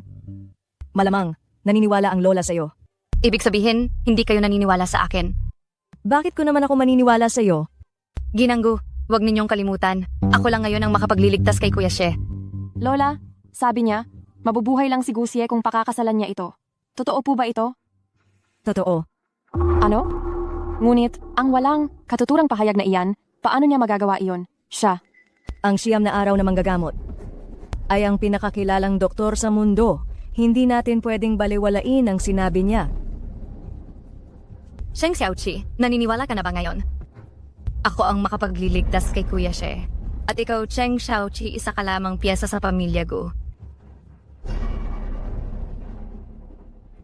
Ang lason ni Gushe, malaking bahagi na ang naalis ko. Bakit biglang bumalik ang lason? Hindi maaari. Kailangan kong bumalik at tanungin ang matanda. Ate, hinuhulaan ko ang susunod niyang galaw. Matanda. Aray, huwag ka munang maglaro. Xiaoqi, bakit ka bumalik? Mahabang kwento. Matanda, tulungan mo muna akong kalkulahin paano ba talaga lulutasin ang lason ni Gushe? Lutasin? Hindi ba't magpapakasal siya sa'yo? Bakit hindi pa siya gumagaling? Ha? Ay naku, hindi maganda. Nagbago ang sitwasyon. Anong sitwasyon? Noon, kinuwenta ko na may malaking kapahamakan ka na tanging sa pagpapakasal kay Gushe. Ito ay malulutas. Ngunit hindi ko inaasahan na ang paraan ng paglutas ay magiging siya ang sasalo ng iyong kapahamakan. Sasalo ng kapahamakan para sa akin? Matanda. Ibig mong sabihin, Tama. Mamamatay siya dahil sa iyo. Mawawala siya sa iyo. impossible. Master, may paraan ka para iligtas siya, di ba? Siyam na bituin na maayos na umaagos, ibinababa na ang aking liwanag. Ang inyong kapahamakan ay talagang malulutas. Pero may masamang tao na gumagawa ng gulo at patuloy na hinaharangan ng paglutas. Masamang tao? Baka si Jiang Ruoli? Kahit ano paman. Sasama muna ako sa iyo sa pagbaba ng bundok. Ating titingnan ang sitwasyon ni Gushe. Sige.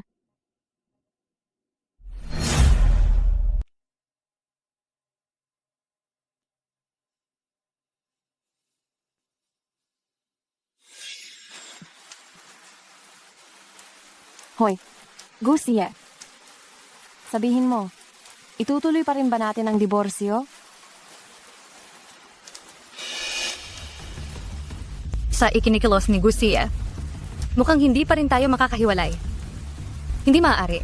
Kailangan kong mag-isip ng paraan para matuloy na ang pagkalason niya.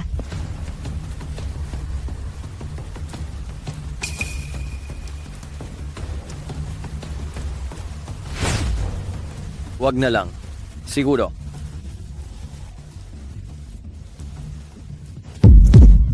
Gusie. Ang maliit na uod na yan ay galing kay Xia Chengze kapag kinuha ang uod. Mahigising si Gusie. Huwag po kayong mag-alala, Lola. Si Kuya Xie ay mabilis lang po magigising. Pero alam niyo naman po, para siya ay lubusang gumaling. Kailangan pa rin namin magpakasal. Gisingin mo muna si Xie.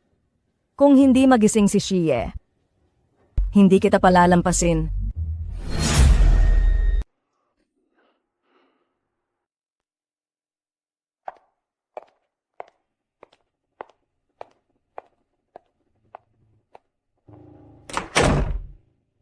Hayop na matandang babae.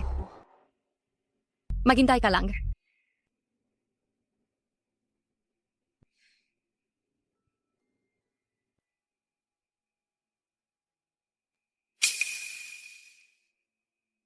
Wala nang problema ngayon. Kuya Xie. Kuya Xie. Kuya Xie.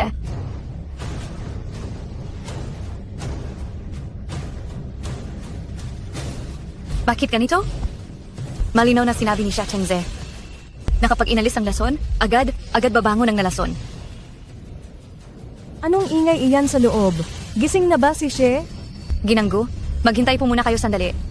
Itong matandang babaeng ito ay naghihintay pa rin sa labas. Kung hindi ko mapapagaling si Gushe, tiyak na hindi niya ako patatawarin. Ano nang gagawin ko?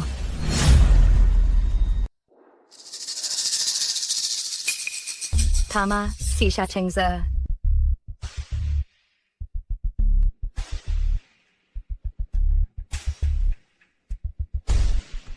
Kuya, bilisan mong pumunta sa Gu family. May kailangan akong mahalaga.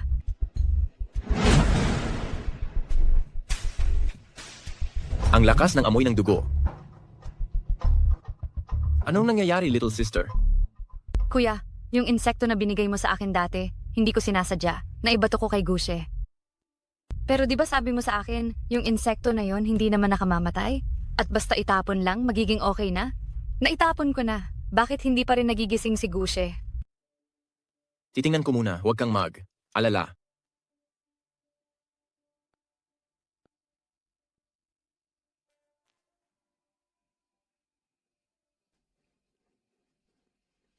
Hindi dapat ganito.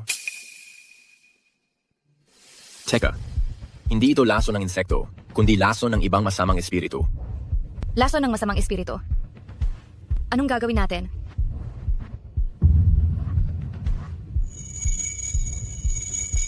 Teka lang. Bakit ko nararamdaman ang presensya ng ating guro? Junrong Mountain Water Garden. Anak dito ba? Ineng. Tama. Baguhan. Hindi mo man lang nakilala ang asawa ni President Gu. Sa susunod ka na lang magbabayad sa akin. Tara na.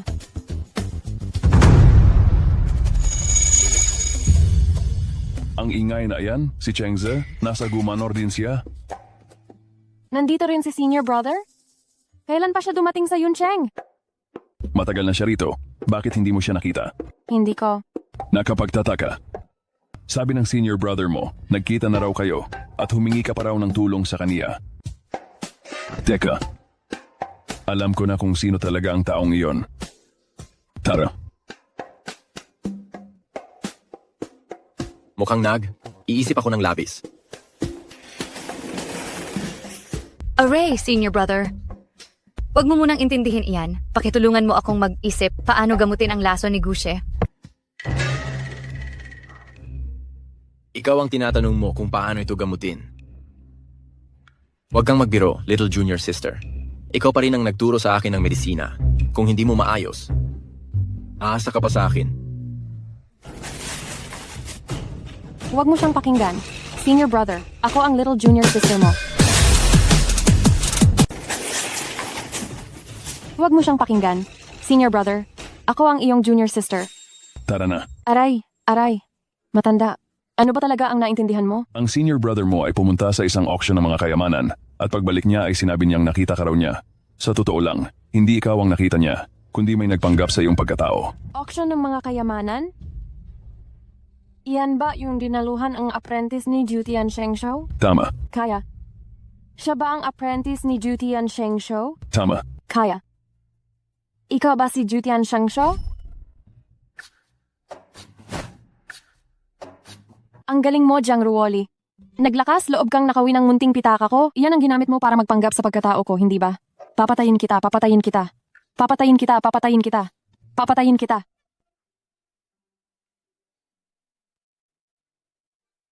Pitaka. Master. Aruy, ang aking pinakamamahal na panganay na apprentice na ito. Hindi ka naman bulag sa paningin ko. Inutusan kitang hanapin ang junior sister mo gamit ang larawan, pero nagkamali ka pa rin sa paghahanap. Ikaw. Larawan? Kay Shishi o kay Jiaoshan? Kay Ruhua. Ano? Guro, tingnan ninyo. Sa totoo lang, hindi ninyo pwedeng isisi ng buo sa akin. Yung iginuhit ninyong larawan, mas hirap pa itong kilalanin kaysa sa supot ng pera. Pero, ikaw ba talaga ang nakababatang kapatid ko? Narito naman siguro. Talagang ako to. Kapatid na babae. Kuya, Kapatid na babae. Matagal kitang hinanap, sobrang hirap ng paghahanap ko.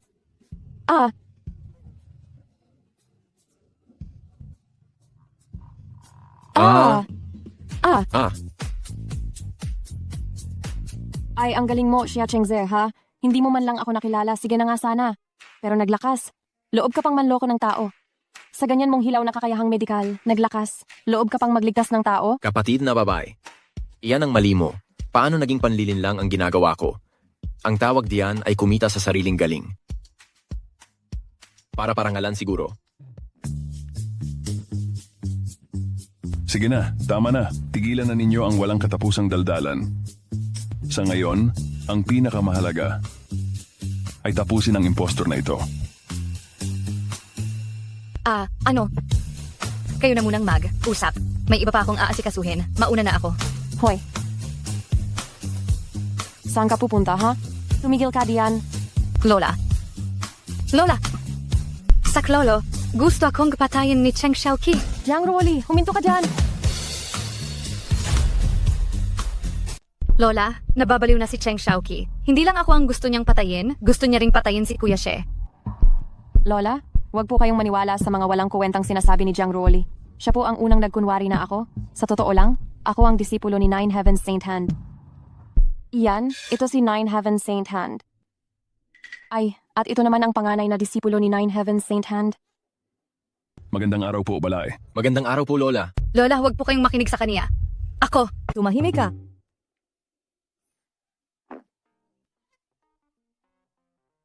Makatarungan. Aba, bakit ka nagtatapon ng basura dito?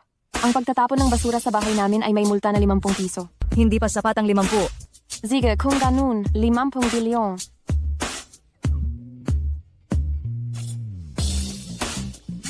Protektahan ang kalikasan. Tungkulin ng lahat. Xiaoqi, hindi ba ako nagkakamali ng dinig? Ikaw talaga ang disipulo ni Nine Heavens Saint Hand? Lola, perpekto po ang inyong pandinig. Walang pagkakamali. Mabuti, mabuti. Magataw. Dali, itaboy nyo na itong malas palabas ng pamilya Gu. Masusunod po. Lola, huwag po kayong maniwala. Isang manluloko lang po itong si Cheng Xiaoqi. Paalam. Magkita-kita po tayo ulit sa susunod na episode.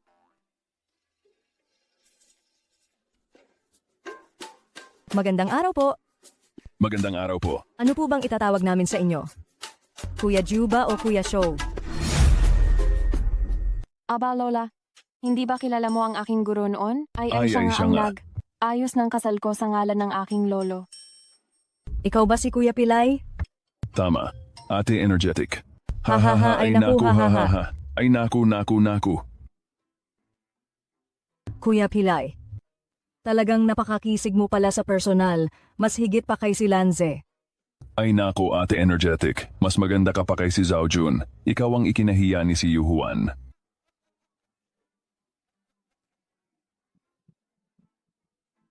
Masyado naman yatang OA yan. Hindi ko naman nakikitang ganyan ka. Kultural siguro. Bakit parang may nakalimutan ako? Talaga? Ay kuya, bakit ka pala pumunta rito? Ako ay nandito para magligtas ng tao. Nandito rin ako para magligtas ng tao. Ha? Naku! Si Gusia.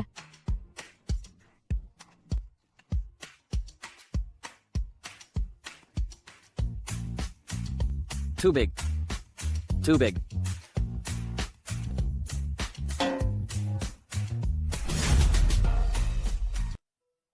Tubig. Mahal. Mahal. Patay na ba siya? Tubig. Tubig. Siya, kailangan niya ba? Mawalan ng malay? Hayaan mong ako na.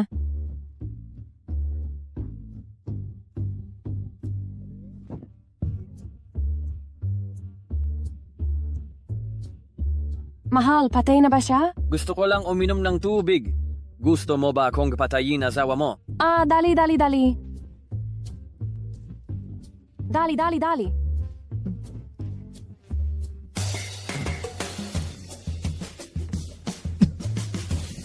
Sorry, mahal. Masyado kaming excite sa uusapan namin. Nakalimutan ka namin. Pero ayos lang. Ang guro ko, ang mismong dakilang manggagamot, dumating na siya. Nandyan siya. Siguradong matatanggal ang lason mo?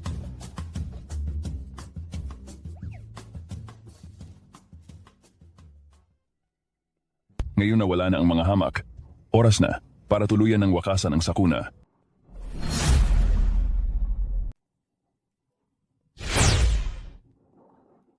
Pakakalutas. Kapag iniluwa niya ang naipong itim na dugong ito, tuluyan na siyang gagaling. Gusia. Matingkad na pula ang dugo, masama ito. Ang kapahamakang ito, bakit hindi pa rin nalulutas?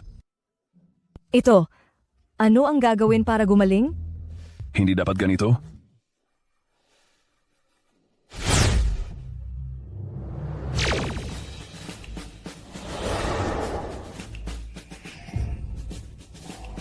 Ang Red Phoenix Star Hongluan ay nagniningning sa kapalaran. Ang Joy Star Tianxi ay sumasabay, kombinasyon.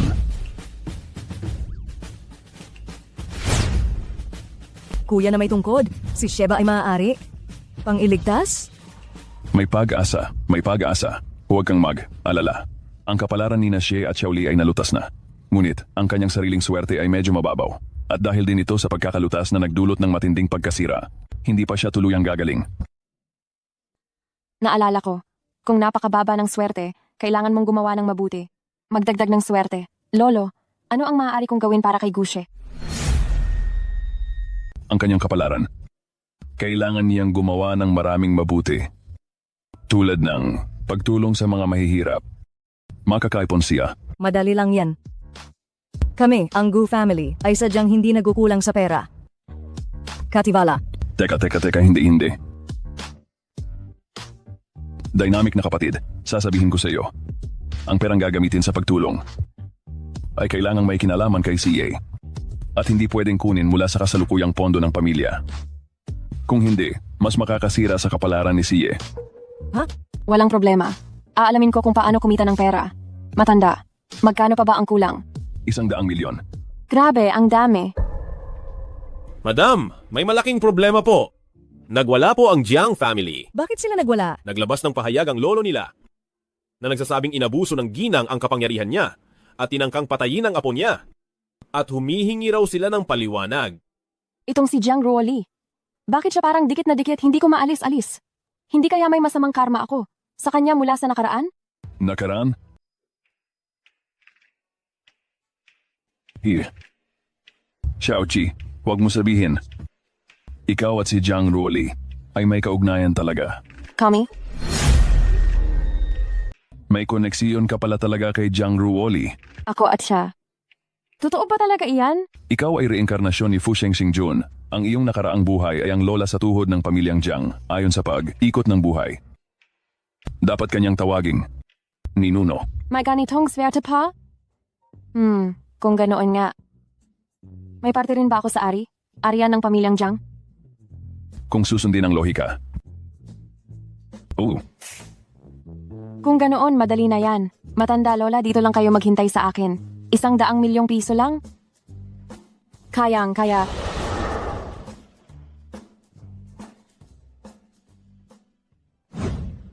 Lolo, hindi mo maiisip gaano kalabis ang ginawa ng Cheng Xiaoqi na iyon. Direkta siyang nagdala ng kutsilyo at balak akong patayin. Tama na, Xiaoli. Wala na. Nay, post na bang anunsyo? Kailangan kong ipagtanggol si Xiaoli at maghanap ng hustisya. Hindi na kailangang mag-post ng anunsyo. Ako mismo, ang inyong ninuno, ang pumunta rito. Paano ka nakapasok? Ako. Hoy, matanda. Ang kandado ng pinto nyo ay talagang walang silbi. At mukha lang maganda. Ito ay trespassing. Sige, report ka sa pulis. Walang hiya. Hindi pa ako nakakita ng isang tulad mong walang kahihiyan at nang aabuso ng kapangyarihan. Iyon din ang tingin ko. Sa apo mo. Ikaw! Si Cheng Xiaoqi ay nasa pamilya Gu. May nagpoprotekta sa iyo. Pero pamilya Jiang ito, hindi ka pwedeng gumawa ng anumang kalokohan. Ano ngayon kung pamilya Jiang? Ako ang pinakapinuno ng pamilya Jiang. At lahat ng arian ng buong pamilya Jiang ay akin. Lahat ay iyo? Cheng Xiaoqi, nasisiraan ka na ba ng ulo? Lolo, tingnan mo ang sinasabi niya. Hindi ko na isirain ang aming pagkakaibigan dahil sa pamilya ko. Kaya ayaw kong makipag-away. Pero dahil nagpunta ka rito sa pamilya Jiang para gumawa ng gulo, sobrang nagmamalaki ka. May tao ba riyan? Kalat ka rin niyo palabas itong baliw na babae at parusahan siya ayon sa batas ng pamilya. Masusunod po. Teka muna. Ano? Natatakot ka na? Cheng Xiaoqi, sasabihin ko sa iyo, ang 4 na taong ito, sila ang pinakamahuhusay na eksperto sa Yon City.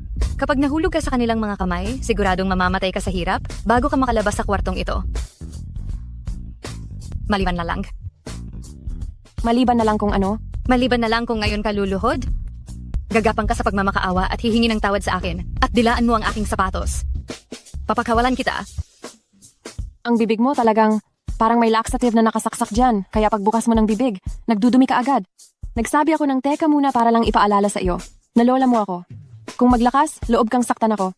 Baka hindi mo na maabot ang kabilang buhay. Kalokohan! Sa tingin ko, natatakot ka at umaatras, kaya gumagawa ka ng kung anong dahilan Para lang magpalipas ng oras. Nakipagsabuatan ka pa sa pamilyang Go para apihin ang aking apo. Kahit pa si matandang Ginang Go mismo magmakaawa ngayon, hindi kita palalampasin. Wow, matandang ulol. Matapang ka pala ah. Huwag mong hintaying magdusa ka sa impyerno na umiiyak at nagsisisi at sabihin hindi kita binalaan. Lolo, bakit mo pa siya kinakausap? Kayo, dakpin niyo siya para sa akin. Ilang maliit na pulpol lang ito at gusto pa akong dakpin.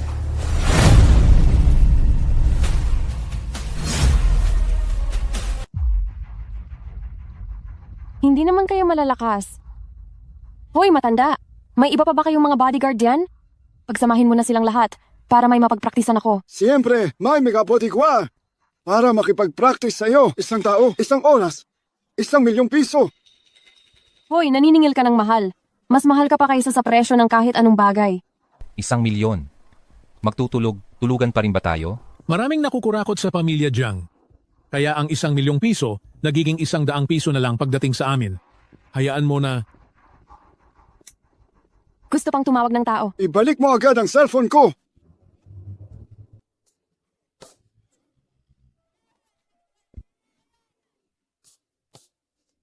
Kinuha mo ang cellphone ng lolo ko. Hindi ka ba naniniwala na tatawag ako ng pulis? Sinasabi ko na sa'yo ang pagkuha ng pribadong ari. Area ng iba ay may kaakibat na 5 araw na administrative detention. Ibigay mo na rito. O, kunin mo na. Hindi masaya.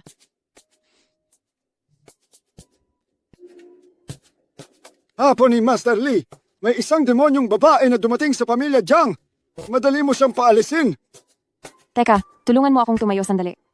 Salamat, maraming salamat. Aray, hindi ako demonyong babae. Ako ay apo mo lang naman. Bago pa man dumating ang aking Taoist priest, wala akong sasabihin sa iyo ni isang salita. Hindi ko sinabing magsayang ka ng laway. Naparito ako sa pamilya Jiang dahil ay para humingi ng pera. Walang hiyang babaeng demonyo. Naglakas. Loob kang manakot at mangikil ng pera sa publiko. Lumuhot ka na ngayon din. Sino ka namang charlatan? Hoy, matanda. Hindi sa sinasabi ko ito. Kung mayroon kang ekstrang pera, bakit hindi ka na lang magpa-schedule sa psychiatry at ipa-schedule ang apo mo? Hindi ba mas maganda? Kaysa hayaan ang sarili mong maloko ng matandang charlatan na ito. Tumahimik ka. Ako ay ang disipulo ng ika-10 henerasyon ni Tiang Congenren. Ang pamuwi ng isang babaeng demonyo na tulad mo ay sobra pa.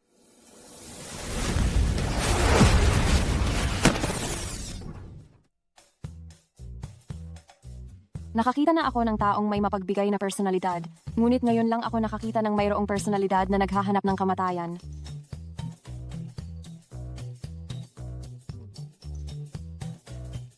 Iyang sertipiko mo ng pagiging Taoist, binili mo iyan sa pinduo-duo sa 9 sentimo na may libreng shipping, hindi ba?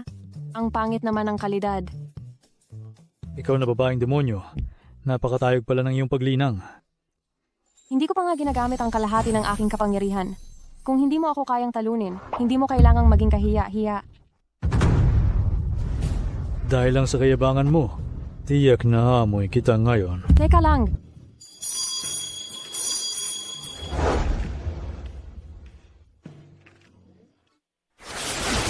Hayop ka. Yan ba si ang matandang lolo pala? Ano? Ang inyong lingkod, nagpupugay po sa inyo, mahal na lola. Ayan, tama na. Gaano na ba katagal na wala na ang dinastiyang Qing? Huwag mo akong gagawin ng mga ganyang gimmick, ha? Tunay ngang siya ang lolo namin. Katulad ng nakaguhit sa Ancestral Hall. Sa totoo lang, ayoko sana kayong ipatawag pero ang inyong mga apo ay labis na lumalapastangan sa ninuno. Kung hindi ko kayo ipapatawag, baka hindi sila maniwala. Sino ang walang galang na apo na lumapastangan sa'yo? Gusto na ba niya akong maunang bumaba? Ay, hindi. Lolo, magalang na pagtanggi ang ginawa namin. Magalang na pagtanggi ang ginawa namin. Laruan? Anong laruan? Hindi po laruan. Vanyo. Ibig sabihin, magalang na pagtanggi.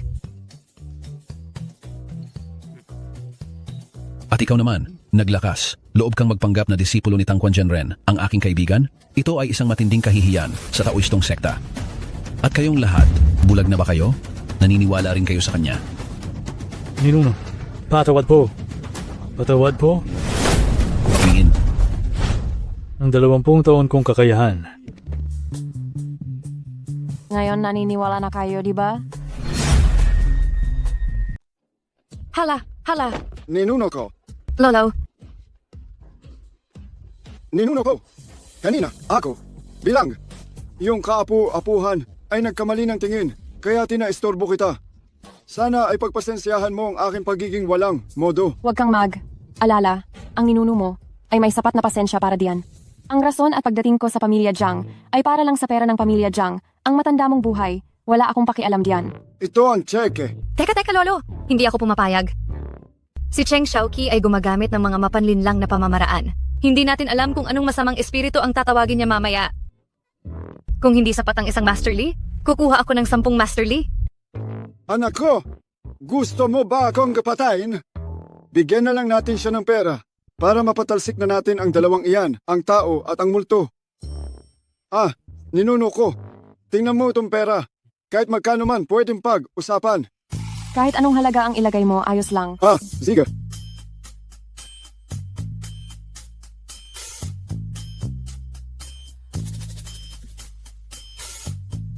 May papel pa ba? Isang cheque lang, kulang pa. Bigyan mo pa ako ng isa. Ito. Cheng Xiaoqi, ikaw. Huwag kang maging masyadong mapagsamantala. Ang matandang lalaki sa inyong bahay ang nagsabi na punuan ko na lang ang cheque. Kung nangako ka pero hindi ka tumupad, ingat ka at baka may idagdag pa si Guye. Ayan na, Lolo. Ikaw kasi, hinayaan mo siyang magsulat ng halaga sa cheque. Hindi ba yan parang naghukay ka ang sarili mong libingan? Paano ko malalaman na exploit siya ng loophole? Tutuparin. Siyempre tutuparin ko. Tungkol doon, ang cash assets ng pamilya Jiang ay baka hindi ganoon karami. Cheng Guanjia, Narito po ako. ibigay mo ang lahat ng pag-aari ng pamilya Jiang dito upang malinis ang pagkakalkula ng ninuno. Ang lahat ng yaman ng pamilya Jiang ay nandito na. Narito, 14 na business license ng mga kumpanya. 20 deeds ng ari, Arian, 46 na bank card. Bilangin mo kung sapat na ba.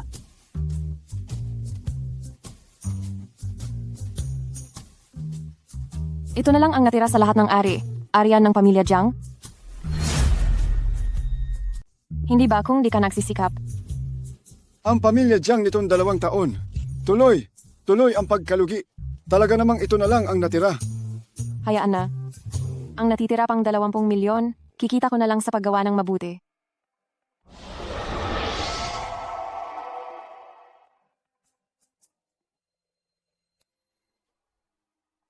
Ang kampanilya ko ay nagsasabing, ang nanay at tatay mo ay hinahanap ka rin. Kung hindi, tatawagin ko sila at kita kayong lahat. Wag po, Lola. Ito ay hindi pa naiaalis, tapos tatawagin mo ulit. Magiging 7 henerasyon na tayo niyan, Gusto ko na lang mamuhay ng tahimik. Kahit ano, ibibigay ko. Kita mo ba, itong inyong henerasyon ay walang kinikilala. Sige na, masyado ka nang matagal diyan sa itaas, nakakasira iyan sa karma. Maari ka nang bumalik muna. Lola, paalam na po. 20 milyong piso. Ilang kabutihan pa kaya ang kailangang gawin? Saan ako magsisimula? Aha!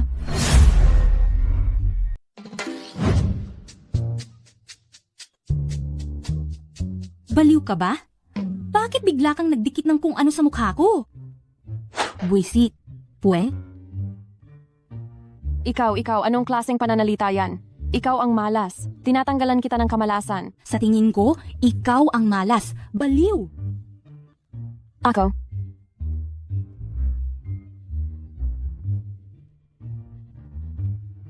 Wag na. Wag magalit. Ang pagliligtas kay Gushi ang pinakamahalaga. Ituloy ang paggawa ng mabuti. Saan naman kaya ako magsisimula sa susunod na mabuting gawa?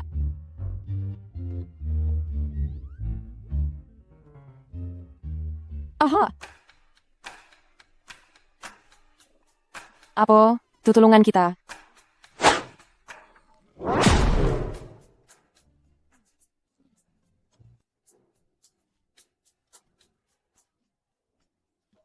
Ay nako, ito yung mga pinili ko lang kanina na pwedeng ibenta. Bakit mo ibinalik lahat sa loob?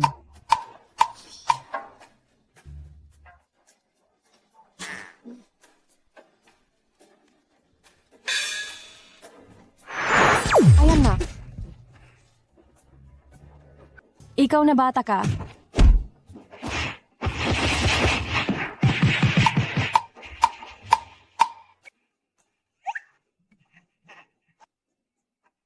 Ayan na.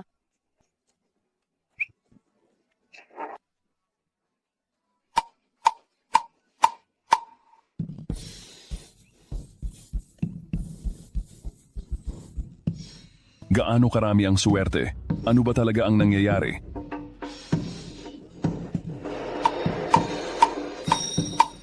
Sapat na ang suwerte. She. Grabe yung pinagsikapan ko, pero wala pa ring nangyari. Bakit ang hirap gumawa ng mabuti?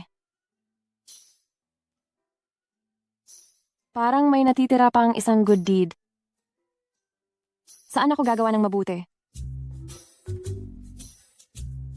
Balita, balita. May nangangailangan ba ng tulong? May tao ba riyan?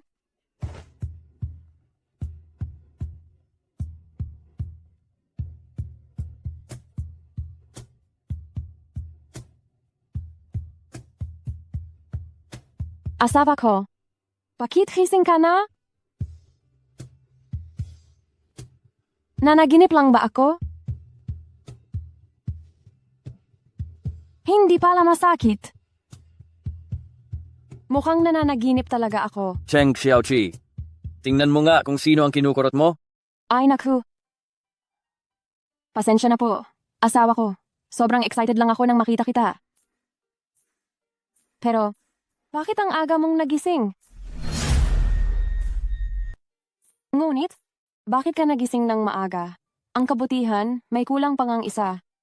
Ibinunyag mo ang panloloko ni Li Daoshi at ngayon nakulong na siya. Iyon ay maituturing ng isang mabuting gawa. Ah. Ganoon pala.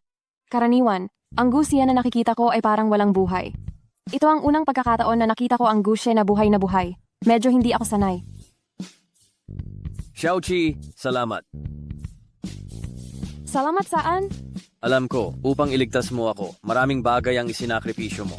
Ay wala iyon. Iniligtas kita dahil lang sa gusto ko ang pera mo. Magkaibigan tayo na nagtutulungan.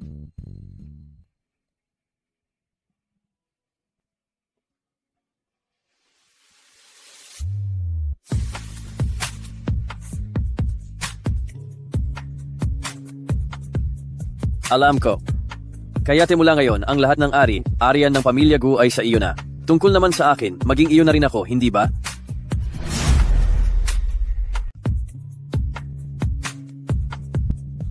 Alam ko. Kaya mula ngayon, ang lahat ng arian ng Gu family ay iyo na. Tungkol naman sa akin, mapupunta rin ako sa iyo, hindi ba? Nakasalala yan sa performance mo. Huwag kang mag-alala. Hindi kita bibiguin.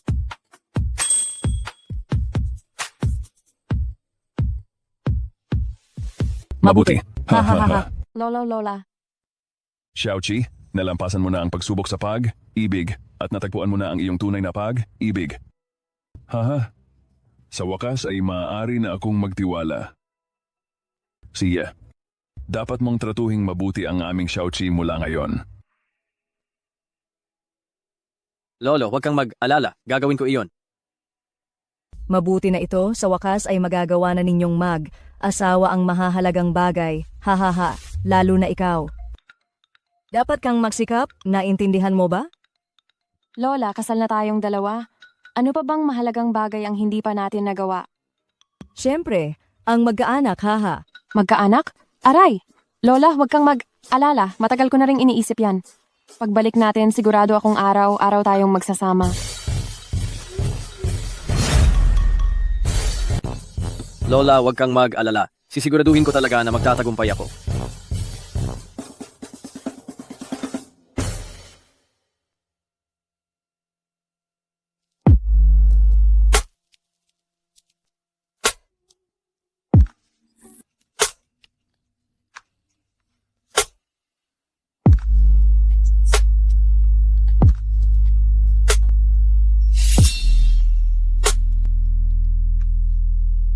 Bakit biglang walang tubig? Ngayon, idineklara ang pagkalugi ng Jiang Corporation. Ang dalagang si Jiang Ruoli ay nakita umanong pumapasok sa mental hospital dahil hindi raw nito matanggap ang dagok. Aba, mahal. Ako ay nandito.